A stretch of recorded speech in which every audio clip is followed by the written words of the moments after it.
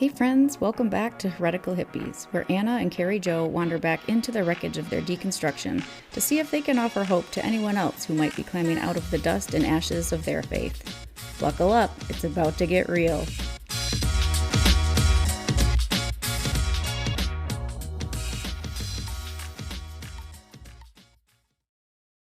All right, welcome back, friends. We're continuing our conversations about the bite model, model of control used by cults, and we're going to discuss information control to start with.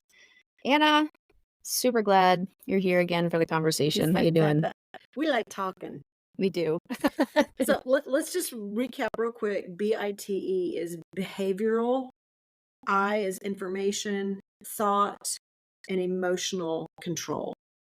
This is a model that just kind of helps quickly and concisely define cult mentality or cult Yes. methods of control, which are really common in a lot of religions as well, religious movements. And, like we talked about in the last video, there's a spectrum.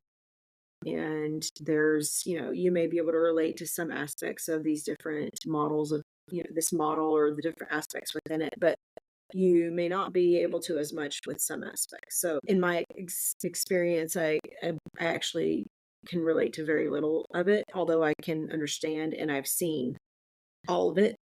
And Kari Jo has a little bit more experience with a lot of some of the details. So today, last video, we talked about behavioral control mostly, but all of these things intertwine. Yeah, it's hard to pinpoint exactly they're in this category because there's a ton of overlap. Right. So today we started off talking about behavioral control, but we talked a lot about information, thought, and emotion in that. So today we're just going to talk a little bit more about information control and thought control and hopefully emotional control as well. Yeah, and so if you're curious about the resource that I'm pulling from, as a listener, you can go to freedomofmind.com. It's Stephen Hassan's work. He came out of a cult several decades ago, and he does all he can to get information out so people can recognize when and if they are part of a cult and to make the necessary steps to get out of that control. So I'm reading under the informational control list. The first one is deception. Deliberately withhold information, distort information to make it more acceptable, systematically lie to the cult member. That's extreme. I wouldn't say I was systematically lied to, but I do feel like information was definitely deliberately withheld because I was told that the Bible was inerrant, infallible, and that is just factually not true, ironically. But I think many pastors genuinely believe that. And so they just dismiss the possibility that mistakes were made in translations and in rewriting the scriptures from one parchment to another. It's yes, deliberately withholding information. I would say yes, that happened. Maliciously, probably not. It probably wasn't a malicious intention. But again, like, I'm not sure intention matters. If the outcome is harmful, the outcome is harmful. We have to acknowledge that. I think there's an on a large scale, an ignorance and lack of education about this type of psychological abuse. Absolutely. And that's also part of why I want to challenge the status quo. I know that was part of your story that you and Ricky were kind of always doing that as you went through your Christian experience. And I love that that was part of your story. I feel like I'm just now kind of figuring out what that looks like. And I'm feeling really like there's a fire in my belly. Like I have to kind of rage against the machine in a way. Because it's the system that creates the evangelical system that creates people who are then abusing other people unbeknownst to them, to both the abuser and the abusee. And it's sickening how that was consistent with all the different churches I was involved in and all the different small groups and whatever.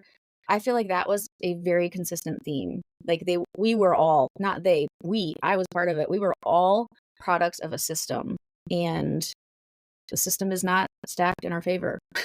It's stacked for control. And so that's why we're talking about information control today. Yeah. So something that Another way that this type of abuse can show up is in politics too. You know, information Absolutely. information control is everywhere, right? Yes. Um, it shows up in family dynamics. Like, if there are people around you or in the group of people that you are finding yourself in, you how to think, Mhm. or judging you poorly because you choose to think outside of that box, Yes. um, or reporting you to other people, gossiping to other people that you Right. think differently. If they're discouraging you from reading anything that has to do with the way they think at all that's different. If there's a feeling like you can't think for yourself, Mhm. that you need to go to someone else to get permission Yes. to do or think anything, you are probably the s- the you're probably involving yourself in something that is has cult like attributes. Yeah, absolutely. And that actually takes us to number 2 on the list. It's minimize or discourage access to non-cult sources of information, including internet, TV, radio, books, articles, newspapers, magazines, media, critical information, also former members. Well, we can talk a lot about that. Keep members busy so they don't have time to think and investigate. Control through cell phone with texting, calls, internet tracking. That's probably the most extreme one, the Mhm. control through cell phone and internet tracking. But like you said, with politics, definitely people are preaching from the pulpits, vote for so and so, and we're not going to get into a political conversation specifically, but pastors are encouraging their parishioners to vote a certain way and withholding information about the entire picture so that they can get a voter outcome. And that's wrong. That is controlling. That's just creating puppets in your congregation. And it's not every pastor, okay? Like there's always an asterisk when we make a broad brushstroke, people, so don't Right. freak out. Like we Right. know there are exceptions to the rules always, but just yeah, to give that caveat. But yes, books, like I've said before, Rachel Held Evans, Rob Bell, those were huge. No, no, no, no. You cannot read their stuff because it flies in the face of the doctrine, the information that the system wanted you to believe in. Mhm. And it's honestly, when you think about these control tactics, it's way easier for pastors, for deacons, for the board, whatever, even just small group leaders. It's easier to deal with people who are behaving in similar ways because you don't have these outliers. You don't have to fully understand all of the ways of the world if you're limiting people's experiences. All you have to do is understand what is kind of just outside that boundary. And it makes sense. I mean, it makes sense for, like, a convenience standpoint point of view, but it's really gross. It's really gross that people need to be controlled in order for the people in power to have a more comfortable experience. Mhm. Yeah. I mean, we're talking about tactics that have been used since the beginning of time, probably, you know? Yeah, And so it's what's the benefit to understanding this is you can learn to think for yourself. right.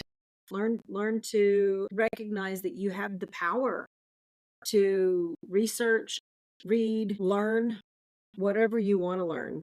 And Right. I think that the hard part is the church, and I think a lot of Christians fear that it will open like a kind of like how you protect your children, you know, you don't expose your children to violence, right? Because you Right. don't want them to be afraid. And, you know, you don't let your 7-year-old watch The Walking Dead Right. because, you know, you don't want them to go to bed with nightmares, right? Yeah, I say that because I'm sure there's a parent out there that lets their kid at 7 years old watch The Walking Dead. I'm sure I'm there sure. is. But that this is just my example from my experience, and I will say that, you know, any good parent out there is gonna protect their kid, you know, kinda like a greenhouse. You protect the plant until it's Right, big enough to be planted outside and can handle the weather, right? right. Um, so in a lot of ways, this cult model is treating people like children in a way. Mhm. that so it's a codependent relationship. And so what we're encouraging people to do and what we've been learning how to do is how do we act interdependently? How do we act independently? How Right. do we find our true independence in this world without feeling the need to get permission Mhm. to be human? Yeah, and I would argue that it's nearly impossible to behave that way within the structure of a cult or a system with cultish tendencies, Mhm. because conformity is the expectation, right? As soon as you start to think differently, you're called out for it or you're rebuked, right? Mhm. Somebody, air quote, speaks the truth in love to you, Mhm. and it's nearly impossible to have independent thoughts and stay harmoniously within a cultish system. But as people leave and are trying to find their own way, part of being able to be autonomous and kind of reclaim your power, I think, is getting over the fear that was instilled, the fear and shame. I mean, fear and shame are very effective controlling tools. So getting over the fear, getting over the shame of what that system taught you about, I would say was my biggest kind of hurdle in discovering what made sense to me and actually giving myself permission to think critically, to think independently, to come to my own conclusions, because that was never allowed. I mean, I just swallowed everything whole. Mhm. I trusted the people discipling me. I trusted the powers that be, and it didn't work well. So, yeah, it's hard. It's hard to get over that fear and give yourself that permission, but that's a huge component of not allowing information control to continue as you Right. deconstruct. Right. Yeah. I want to touch on the former members. So it says minimize or discourage access to non-cult sources of information, including former members. So Mhm. you and I are both former members. Mhm. I'm curious if you have any examples of how you've experienced this. Or maybe you haven't, because I know you had a very different experience than I did. Yeah. Very little.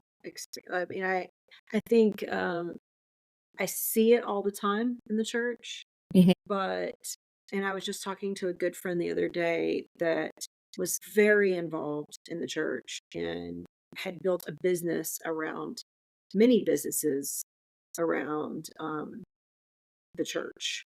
Mm. And when he exposed his deconstruction, he lost everything. Yeah, everything. So I can't relate to that.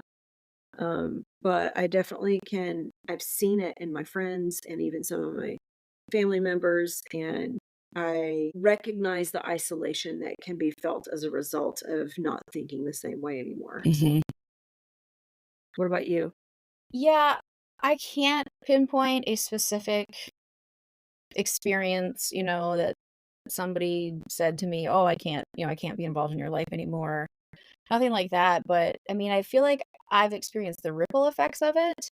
Early on when I was going public with my journey on social media, I had people, like, coming pretty hard at some of the things that I was sharing, like, "I don't believe in hell anymore," things like that. And, I got a lot of, "Oh, I'm disappointed in you. I didn't expect this from you," type messages. But I think then that led to them either unfollowing me or not engaging anymore with, my post, and that's fine. Like, everybody needs to make whatever boundaries or decisions for their own personal health, which I, in the past, have unfollowed people for them spewing things that I'm spewing now, Mm. So I 100% understand. But again, that is the fruit of a system that minimizes or discourages the access to former members Mm. for fear of kind of being awakened or stepping outside of this box of expectation of belief. And it's interesting for me to have the experience on both ends. Like, I was the one who unfollowed people, and now I'm the one being unfollowed. And, like, I can totally sympathize. I sympathize with them. I sympathize with their decision. I can feel the heartache that they're feeling, seeing my journey. Because I was on the other side Mhm. a handful of years ago, and all I can do, all I hope is that maybe a handful of years down the road from now, they will be having a conversation similar to the one you and I are having, and they will look back and say, "Yep, I remember unfollowing so and so, Kari Jo, because she was saying all these things, and now I get it from the other side." That's all I can hope. Not that I think I'm in the right belief arena or anything like that, but just that people will find the freedom to leave harmful, destructive systems. I don't care where they land. I just don't want people to stay in these abusive, high control situations. Yeah. So, yeah, I mean, it's definitely encouraged. Break off contact with people who have left the fold, right? But and a side note on that, this is really interesting to me. I've thought about this a lot lately. If these Christians genuinely believe that if you don't believe the right things, you're going to burn forever in hell, and that's what they would say. If you ask them pointedly, they would say, yes, they believe that. If they think that I've walked away from the fold, that I've, air quotes, lost my salvation, why are they not coming so hard after me? Mhm. You know, like, it's almost like, oh, I'm a lost cause, apparently, because nobody's DMing me, nobody's proselytizing, not that I want them to. Right. But it's just like, really, people? Like, you need to actually live out what you're saying you believe. Yeah. Otherwise, you either don't actually believe that you're gonna burn forever in hell, or you don't actually believe that I've lost my salvation, or you just don't give a fuck about me anymore because I'm too challenging to your belief system. It's a double-edged sword. It's like, Yeah, if somebody comes after you, they have to be ready to handle the information that comes at them too. And most people aren't ready for that, you right, know? And then at the same time, when you know that somebody is so strong in where they're at and they clearly are showing a lot of confidence, like you are, in where you're at right now, then it's going to be like, I don't know, it's just gonna be really challenging for someone to know how to get through that, you know? mhm, It's just a lot of work to try to change people, and I think yeah, that in general, the church knows that that's not something that happens quickly or lightly, you right, know? And, but if they genuinely cared, they would keep relationship. That's right, the part, like, it's not so much about trying to change your mind as much as it is just staying friends, right. you know? Staying But again, connected. that butts up that it flies in the face of the teachings of, keeping light company. Like, there's Mhm, a verse, bad company corrupts good character, right? I mhm. mean, I memorized that in college because that was what was used to limit your exposure to secular people. And if you were exposed to secular people, your only agenda or whatever, yeah, agenda, it's totally agenda, was to convert them, Mhm. to share the gospel or to build a relationship in order to share the gospel. Yeah. Always with that in mind. So it's just part of, and that probably wasn't your experience because again, like mine was a little more extreme. No, it definitely, I mean, obviously I was still in the Christian circle, so that, and I totally can I felt that pressure. Mm, I still felt that pressure, even at being in such a free, church, such a freely structured church that I still felt I put it on myself though. I put on mhm, the pressure on myself to like be a good example right. and be a light to everybody that I could. Yeah. And at times even specifically sharing the gospel. Yeah. Even if it was like with the, you know, cash cashier at Walmart or Right. whatever. Right. Those little micro transactions. Mhm. Yeah. The other thing that it comes back to, and this is that we talked about, like, we're trying to expose the abuse, but there's a deep need here. That's Mhm. why we get to this point of wanting to be around like-minded people, you know? It's kind of that whole, like if you put out positive vibes kind of thing, then you're going to get positive vibes, right? It's Right. that it boils down to like if you are okay with being around people that complain all the time, you're probably going to end up complaining, Right. you know? Because what else are you going to talk about if that's all they do, right? Yeah. And so it's kind of that same way of thinking within the church. And I have some Christian friends. It's like, yeah, when we get together, we don't know what to talk about. because Right. their world is Christianity Mhm. and mine no longer is. And so I find myself just asking a lot of questions and listening a lot. And although that might seem like this noble way of going about the relationship, it still stays really surfacey because it's not two ways, you know? Right. And there's also, because we're not on the same page about what we believe, there's not the depth of intimacy, you know? Sure. Um, I think mainly too because everything is framed in such a tight box with Christians most of the time that it's hard to even make connections to that box without filtering it through it, you know? Right. It's so hard to know how to genuinely just connect on a human level sometimes. Yeah, and that's as you were talking about that, I thought, yeah, 100% that was my experience, and that is why I had to draw the boundary of being in that discipleship relationship with my mentor. I mean, obviously the discipleship wasn't gonna work, like I was no longer like in that stream of thought, but our whole relationship, and I mean 100% of our relationship was discipleship. And it just fell apart when the belief system we no longer had in common. And that breaks my heart because it's such an unhealthy way of moving through the world, of experiencing relationships. Like you said, your friend like lost everything because his whole existence was built upon this belief system.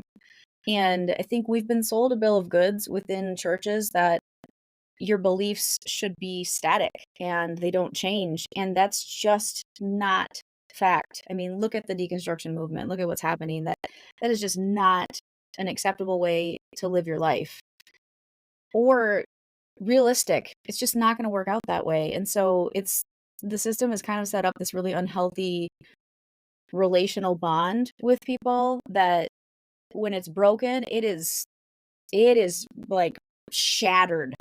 There's little, if any, connection anymore once somebody of the relationship moves outside of the expected belief system. Mhm. And yeah, it really breaks my heart because I've lost some good friends over it. And I just think, really? Like, is that all we had in common? And I think in some cases, yeah, it was. That was all we had in common. But it is what it is, like I'm moving on and I'm working at building a new community and making new friends. And I mean, that's kind of a fun part of this experience too, is like making genuine, actual friendships that are not based on shared beliefs. Like we can believe totally different things. We share it with each other and we listen and we're like, "Oh my gosh, that's so cool. I'd never thought of that." It's challenging, it's encouraging, it's fun. Like I've enjoyed that aspect. So I guess, like to sprinkle a little positivity in there. Right. um yeah, after kind of being shunned as a former member, I guess, if you will, or even me deciding I can't have this relationship in my life anymore. There is beauty on the other side of that. Right. Yeah. Or should we move on? Sure. Okay. So number 3 is compartmentalize information into outsider versus insider doctrines. And I will say this was huge. Huge, huge for me. Like the secular versus the spiritual, right? The godly versus ungodly, the right versus wrong, us versus them. This was constantly being preached about, reiterated in small groups, and even in Bible studies or sources that were outside of, my initial church, always an us versus them. I mean, there is by the nature of it. There's the sinners, there's the saved, there's those going to hell, there's those going to heaven. Um, those with right belief, those with wrong belief. It's just this constant duality that is being shoved down your throat. I guess I shouldn't generalize and say your. It was my experience for sure. But I think the structure of Christianity these days, in general, is an us versus them. And I know you've experienced that too. Anna, do you want to talk a little bit about that? I think just the model in and of itself it's always at conflict, you know? Like us versus them, good versus bad. Like it's more of a black and white thinking, and life is just not that black and white. And so it creates this constant friction, this internal within the church, constant friction, because, or just between the church and the world, right? Like Hmm. there's just always going to be this dynamic of conflict, Right. and I think that's why, leaders of old were able to adopt religions and use it in their politics to rally the people against one another, or you know even rally the people to come together against a larger foe, right? Right. It's a tool, and it's effective because of its nature and its instinctual nature to be conflicting, you know Yeah. I mean, we can see that playing out currently in Mhm. politics. And it's interesting because in Europe, politics and religion don't, there's not a huge overlap in the Venn diagram. I've Mhm. heard this being spoken about in various podcasts, and I'm curious to know, like, why and how American politics has turned into such a, like, maybe it was just like a last ditch effort of using religion as a way to, kind of pad the votes, or I don't know. It's just, that's an interesting thing. And I don't know enough about it to really speak, intelligently about the whole thing, but you Modern day definitely see Europe, that. not so much. Ancient Europe, definitely. Mm. The Christian Crusades, the Catholic Right. Church. I mean, the history of the church in politics in in the past has been very integrated. To Constantine and his power over the people, and his adoption of Christianity in order to manipulate history is huge, and how even the Bible came about. So, yeah, I mean, I don't want to get too much into the history of things, but the way I understand it, it's very much been just at the root of Christianity. It creates conflict because of its duality, and it's been used as a tool because of that. You know, Yeah. it's obvious that there's a us versus them, and so it can be wielded like a weapon. And Yes. so, yeah, that's my 2 cents on Yeah. I love your 2 cents. Thanks. it. Okay. Next on our list is encourage spying on other members. So it says underneath of this, impose a buddy system to monitor and control member, report deviant thoughts, feelings, and actions to leadership, ensure that individual behavior is monitored by the group. I mean, I 100% relate to all of that. The buddy system is just a fancy word for discipleship, and you are monitoring and controlling people in within that, and also accountability partners. Right. I'm not saying that these things, these concepts are terrible in every situation, but they were definitely used that way against me. Report deviant thoughts, feelings, and actions. That's part of the accountability, right? If you're struggling with a sin or fill in the blank, whatever, you're being deviant in some way, your accountability partner would then, as you understand it, that they are going to have the ability to talk to the pastor or suggest that you talk to the pastor, or however that looks in the microcultures within the churches. It's going to be a little bit different for everybody, but that definitely was my experience. And then ensure that individual behavior is monitored by the group. That's kind of, I feel like, the umbrella that accountability partners and discipleship mentor relationships fall under. Um, but it's interesting to see it written as encourage spying on other members, because that is 100% what it is. But I never would have labeled it that way or stated it that way. Right. I was thinking the same thing. Another thing that brings to mind for me in my experience is that I would see people that like, for example, if I was accountable to somebody because I was wanting to grow in a specific area, and I needed to be able to connect with that person and have them keep me accountable. A lot of times in my experience, it went one way, Mhm. you know, like like there's this expectation that I am going to come to you and be accountable to you so that I can grow in this area, but you're not going to be vulnerable to me in that way. Right, like a power Or, differential. right. Or you're gonna be vulnerable with me, but not to the same degree, not Right. to the same level or depth that I'm willing to be. I found that over and over and over again. And that has more to do with my innate natural ability, if you will, to be vulnerable with almost anybody, and my deep desire to want to grow, right? Right. Like I genuinely wanted to see myself become a better person. And but at whatever cost, my ego was willing to be set aside a lot of times and be um in a way like just humbled so much. And that is one good thing that comes out of it, but there's a fine line between uh being humbled and being humiliated, you know.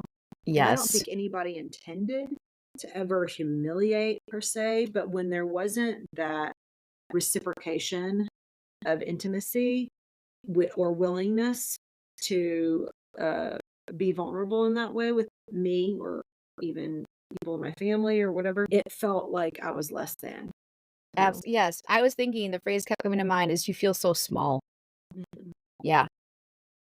Yeah, But that's a tricky dynamic to those relationships. And I've had really good experiences with mentors, with accountability partners, like very vulnerable conversations.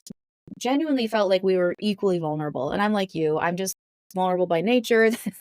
For better or worse, that's just how it shakes out for me. But I have actually been in some really beautiful, amazing, equally vulnerable relationships.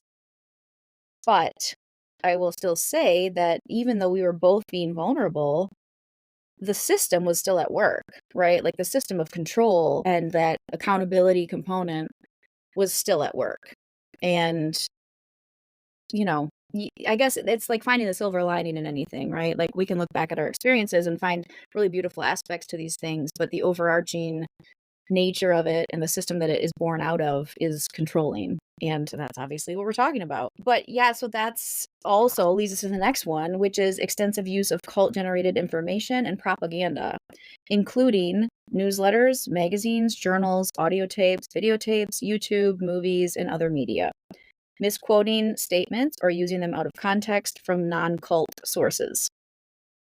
This definitely was part of my experience. I would say anybody who was probably involved in like corporate church settings has experienced this. The newsletters for sure. The other media, certain Bible studies that were recommended for men, for women, for married couples, whatever it is. It's all promoting the agenda and the doctrine that the leaders deem fit and useful. you ever this to someone who was like Jehovah's Witness? I tried to. Uh-huh. Man, they are very well versed. Uh-huh. Yeah. But it reminds me, like everything you're saying, I can relate to some degree within the church that I was a part of, or the churches I've been a part of. But I especially saw it in Jehovah's Witnesses. You know, like there's so the information is so controlled. You know, and I know Right. I've talked to quite a few Christians that have had long-standing relationships with Jehovah's Witnesses because they're very faithful people, right? Yes. But they also are it's very controlled. The He information coming in and going out is very controlled. And so I had this about 6 months of relationship with a woman that came to my house probably once a week, once every other week, for 6 months. And so she brought me her information. And when she would come, I would have my information, Yeah. you know, of why Jehovah's Witnesses are, you know, what they believe is inaccurate, you know, and Right. or how I can try to sway her to leave the Jehovah's Witnesses and come to the true church. And but in that I had built up all this information that, you know, about Joseph Smith and all the was it Joseph Smith? Oh, yeah, I think so. Is that Mormonism? Am I Oh, wait, getting that's Mormonism. yeah, that is about, and I actually used to witness Mormons too. Of course you did. You So good little Christian girl. right. But I had this binder at the end of our 6 months. It would come to this point where it was clear none of either one of us were budging. Mhm. And so I had compiled all this information, printed everything off, made a binder of it, and I tried giving it to her when she was leaving. And she's such a sweet woman. And she took it at first and very reluctantly. You could see it. It was really Yeah. hard for her, you know? And she was walking out the door. She was leaving my porch and she stopped and she turned back around and she said, Anna, I'm so sorry. I know you put so much work into this, but I just cannot take this. Wow. Cannot take it because if anybody in my church found me with it, I would be kicked out. Yeah. And Damn. so she left it with me. Yeah. But it's true. I mean, it's so true. Like you, in some circles of Christianity, including Jehovah's Witnesses, and that you can't even dip your toe into information outside of their belief system. It may have changed. That was 20 years ago, but it may, maybe Based different on now. recent documentaries I've seen, I don't think so. Yeah. Right. Yeah, I think that's remained pretty consistent within Jehovah's Witness. Yeah, the last one on this list, or sorry, the subtext list of the propaganda and information control is the misquoting statements or using them out of context from non-cult sources. I have seen so many like clips of a pastor, okay, like in the middle of a sermon, somebody takes 30 seconds of the video or 60 seconds or whatever, and then they share that. This is like another pastor, okay, sharing the clip from a different church, different pastors teaching, and using it to promote what they want to teach. And it's totally taken out of context. I mean, I don't know what the full context of the original clip was, but they could have been playing devil's advocate for all I know. Yeah. Right? Like, so trying to use resources in that way is really disgusting to me. I've seen it happen. And also, Christians love to quote Martin Luther King Jr. around, January, was it 16th is his day. And they take things out of context that he said that sound all loving and anti-hate. And not to say that that's not true. Like, I think that was definitely part of his heart and how he moved through the world. But they're totally taken out of context within the speech that it was spoken. He was speaking out against controlling systems and oppressive systems. And it's like, dude, you're quoting a man who would have been speaking out against you.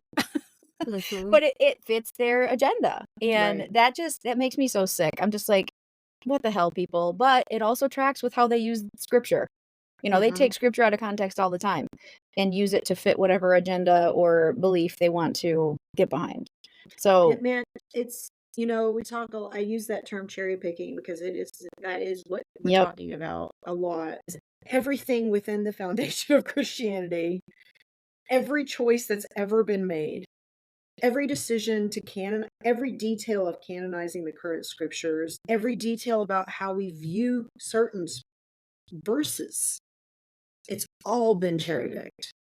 Yes. Every aspect of it, every detail of it has been cherry picked. So it's like, another word might be subjective, right? Right. But this subjective perspectives fuel how we cherry pick, right? It's everywhere. It's all over the place. And Right. Not just within religious context. It's everything. Right.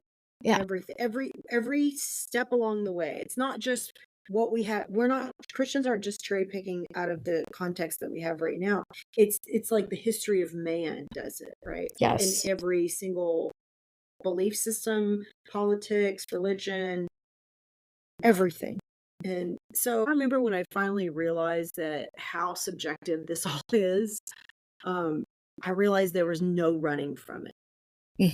Like I used to think that we could discover some ultimate truth in this lifetime and that it would never be, that we could find a truth that was not tainted by it. But it's impossible. I feel like, at least at this point in time in my understanding, that seems impossible. Yeah, I agree. I used to think there was an absolute hard factual truth, and I thought I discovered it, right? Like for a couple decades I thought I was on the right side of the line, but now I'm just like, no, we all have different experiences. We all have different baggage or trauma or even wonderful experiences that is part of our story, and that colors and changes the way we experience everything. And so it's impossible for there to be one singular truth because of that. Because there Right. are billions of experiences that are unique in and of themselves. So how can we expect one singular truth to apply to every single human that's ever existed? I mean, that is just ludicrous when you think about it. Yeah. So, yeah, it's it's so interesting to think about that, like, how boxed in I was, and I thought I had the ultimate truth. Everybody else needed to fall in line. And now I'm just like, "Who the hell knows anything about anything?" Like, we're all just Right. making shit up as we go along, and yeah, I don't know. It's a I weird think that juxtaposition. it is, and that could be I feel like we could talk about this for a long time because, like, even, I feel like I think that's why so many people are just coming back to, "Let's just love each other, okay? Just love each other, Yes. okay?" Right, Like, we can all can we agree on this can we foundational just thing. Let's just agree be on this? love. Right, right, Yes. and I think if we were to just know one answer, where did it all begin? Why like, how did we get here? Like, if we could just get Mhm. that answer, like, so much would fall into place, right? Yeah. But and we don't have it, so it's all speculation. Yeah, we're all fucked. Oh, man. Well, okay, I should repent of my language. That takes us to number 6, unethical use of confession. So, the subcategories under this are information about sins used to disrupt and or dissolve identity boundaries, withholding forgiveness or absolution, manipulation of memory, possible false memories. So these are pretty extreme, I would say, in and of themselves, like the more detailed ones. But the unethical use of confession, I have seen that used against people, just kind of holding something over them, not allowing them into leadership positions because they confessed a sin of like 30 years ago, let's say, or the ultimate, you're divorced. Well, then Mm, you're in no position to be leading a ministry if you've been divorced. If you can't hold your shit together, then right. you're out. I mean, the church that I was attending, actually the church that we got married in, the pastor ended up getting divorced and he left the ministry because he felt like 'cause it was like a Baptist. I don't know if it was a Southern Baptist convention denomination or just Baptist, but it was in the very least Baptist denomination. And that was a deal breaker. If you were Mhm. divorced, Oh, you yeah. couldn't speak from the pulpit, like, you're out, and it was just such a shame because he was such a lovely person. He still is. He's a lovely human, and, no, he's not in ministry, like, vocational ministry, but he still loves Jesus and loves the freedom story of Jesus, and he's, like, bringing good into the world as he lives a secular life. He's still involved in he goes to a church and stuff. He's not, like, totally pulled away from it, but it just breaks my heart when I think about that, and that whether you want it or not, when you get divorced, that's a public confession within the church. Even if you don't stand up on the stage and say, "Hey, like, Charles and I are getting divorced," or "Betty and I are calling it quits," or whatever, like, you don't have to do that. Just by the Mhm, nature of getting divorced, there's your public confession, and then that disqualifies you mhm. from fill in the blank, depending on, the church situation, but Man, that sucks. how many churches have we read about, heard about, seen, experienced, division and breakup, because of this kinda stuff? It's like, Oh, yeah. countless Countless. churches Yep. we've watched, disseminate and break apart or divide or gosh, so many. Yeah. It's pretty sickening, and I mean, in one respect, it's like it's sickening because it divides people, and in the other hand, it's like, no, it's built on a system that's flawed. That's why it keeps right. breaking up. Right, exactly. And it's such an unhealthy way of treating the human experience. It kind of demonizes the whole human experience. Like, as soon as you step out of line, like we talked about this, conformity, as soon as you step out of line, there's something to be addressed. And, depending on what it is, the ramifications of that are going to vary. Mhm. And it's also interesting with when you think about the number of stories that you've heard about, like, big time pastors, right? Like, in the limelight pastors, being caught having an affair, they come out and confess. More often than not, those pastors still have a platform. either in that church or they move to somewhere else and they get a platform somewhere else. Right. And it's like, what? Like, how is that working? Maybe you have to have a certain level of celebrityness in order to manage that, but it's just so messed up. Like, it's so antithetical to their doctrines and their expectations of people. But because they're Mhm. the ones in power, oh, we're gonna make an exception. Like, he's confessed, he's repented, he has said it was wrong. He's not divorcing his wife, or the wife isn't divorcing him, whatever. Like, really? Come on. Right. Right. Girl, Yeah, I know. and I know. I could talk about this all day. Like, so many stories of people that are doing exactly what you're talking about, like, have left it, that have gotten caught. Yep. And, um, yeah, it's a pattern for sure. It's Yes. a very real pattern that we're seeing all over the church. And, it's just the foundation of the model for how we do church. The whole system is flawed, right? Yeah. I'm glad to not be So, a part of it anymore. yeah, it's weird because it's like there's this, we talked about it in the last episode where, there's a strong sense of belonging that we don't have anymore because our world, we're so divided and so separate in how we do things and live life. Our families usually live in different states, and you don't have the ancestral connections and the even the just belief system connections, Mhm. like foundational belief systems are not passed down in the way they used to be, and probably for a good reason. But we don't have the connectedness that we used to have as a culture. We are not nomads, we're not traveling, we're not hunting together, we're not doing the things that communities do to help each other survive anymore. Right. And so we find ourselves in this, I think there's this part of ourselves that we've evolved to believe or think, or really just rely, not even believe or think, but just rely on that system to feel complete. And now that we don't have that, we're searching, we're striving, we're clawing for something that helps us feel connected. But I still desire it. I still desire community. I still desire connection. Um, I miss some of the things that I used to experience in church, and I think that's the reason why it's still so strong. It's the Yes. reason why it's still such a huge part of humanity's experience. Yeah, and I think it, like you said, it does offer things that meet basic human needs. And because of that, because those kind of itches are being scratched, if you will, people are willing to overlook some of the abuses and some of the maybe control tactics. So maybe on a subconscious level, people are aware of those things, but it's like a cost risk analysis, right? Like, Mhm. they recognize that, but it's worth it to them because of the community they have, the support they have.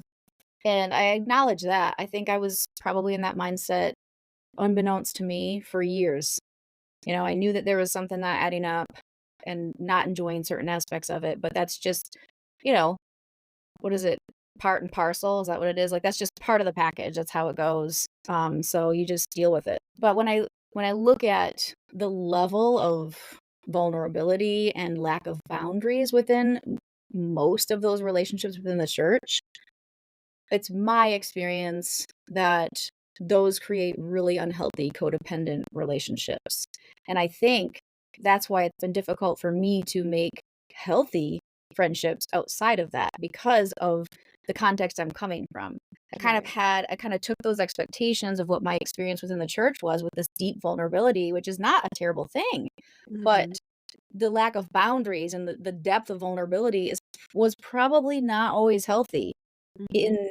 in creating that codependency. So to take those and try to apply those expectations to a non-religious friendship, I'm realizing that non-religious friendships are gonna have a very different feel, a very different experience, and it may not feel like it's stacking up to what those deep connections within the religious context were, but that doesn't mean it's a bad thing. So I'm kind Right. of having to retrain my expectations and my thoughts on just genuine secular friendships. Mhm. And, I Right. can get the intimacy in other certain relationships, like with you, like I feel like I have that depth, that relationship to go back and forth and really share deeply, especially about religious things. But, maybe every friendship isn't meant to be that way. And and that was a new thought to me. I mean, that sounds really simplified and elementary, but I kind of came to that realization, oh, shit, maybe all those relationships that I was longing to recreate were super unhealthy and, not psychologically good for me. And so here I am trying to like figure out what a normal human adult outside of religion does with their Right. friendships. So, Right. I almost feel like a kid in some ways, like in that regard. Like I wasn't I wasn't taught how to create an adult relationship not based on purely shared beliefs. Yeah. So, yeah. No, man, that's I can relate to everything you just said. Like, feel exactly the same way. Like, oh, I feel like as an adult in my latter 40s, I'm learning how to have normal friendships without strings attached. Yeah, imagine You know? that. I know, right? No, when I say strings, it's probably not the best way to put it, but a normal friendship without any obligation or any expectation, just being human, you know? Yes. And no expectations that are unrealistic, Yeah, like just taking what you get. right. I used to And think oh, sorry, go ahead. no, yeah, just that's it. Okay, sorry to interrupt you. No, I used to think that people who weren't in the church, like, all they would just do small talk, right? Like, they wouldn't talk about deep things, and I think in a sense, as a generalization, that might be true in a general sense, but I used to, like, kinda scoff at that and think, "Oh gosh, that must just really be terrible to not go so deep spiritually and, like, share these, like, deep, profound, mystical experiences or thoughts or theories, whatever," and now that I'm, like, purposefully removed from that scenario, I look at this kind of new relationship that I'm trying to figure out as definitely healthier. Like, I feel like you have to start with small talk. You you have to. Right. Like, that's gonna be the basis of building a foundation for a friendship. I think we'll close with this thought.